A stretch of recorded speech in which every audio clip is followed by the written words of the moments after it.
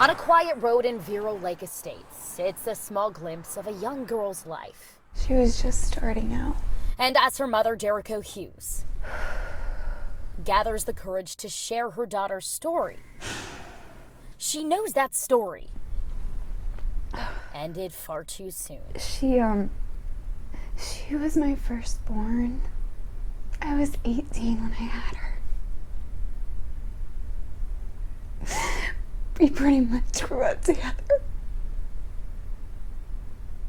I was so excited to see all the things that she was going to do. I do have the ambulance on the way, and I have law enforcement en route as well. She's breathing a little heavy. Please, hurry. On April 12th, Florida Highway Patrol says 15-year-old Haylee Hughes was walking to her bus stop on the corner of 79th and 102nd Avenue when a truck swerved into the Sebastian River high schooler, hitting her and tossing her body onto a grass shoulder. The teen was flown to St. Mary's Medical Center, but doctors determined her brain had gone too long without oxygen and declared her brain dead. After 10 days, her mom made the gut-wrenching decision to take Haylee off life support. That was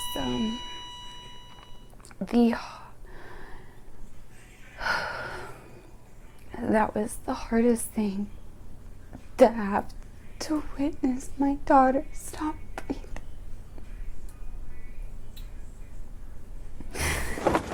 FHP says the person who hit Haylee was one of her classmates, a high school senior on his way to school. We aren't identifying him because he's a minor. According to the traffic homicide investigation report, he not only hit Haylee, but left the scene. 911, what's the address of your emergency? I was just driving by. There's a young lady by a construction site. I think she was hit by a car. That's the only call made to 911 related to the crash.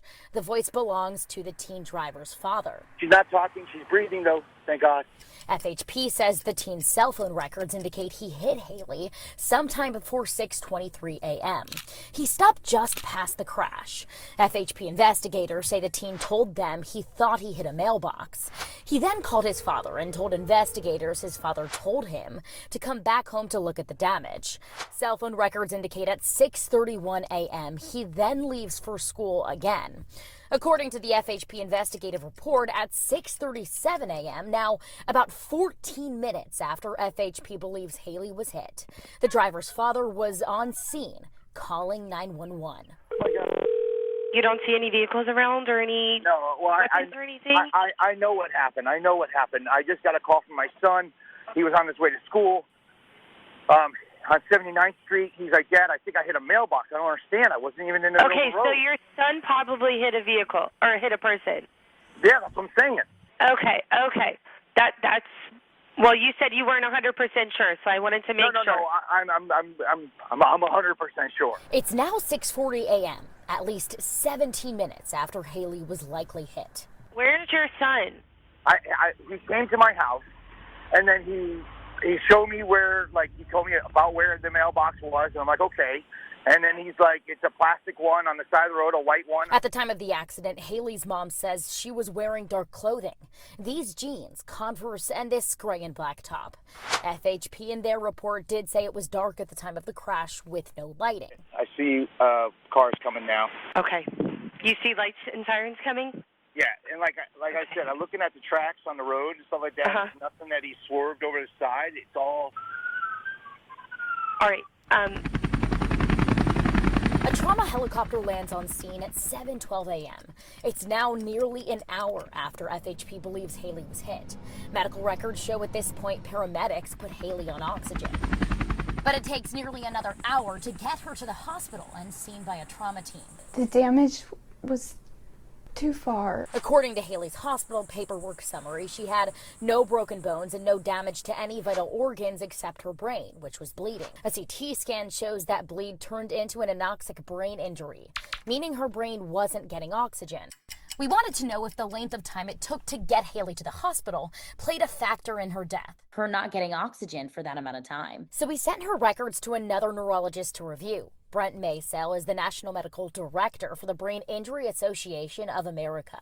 Would getting her treatment earlier potentially have made a difference in her chance of survival? Yes, the delay undoubtedly made things a whole lot worse. Time is brain.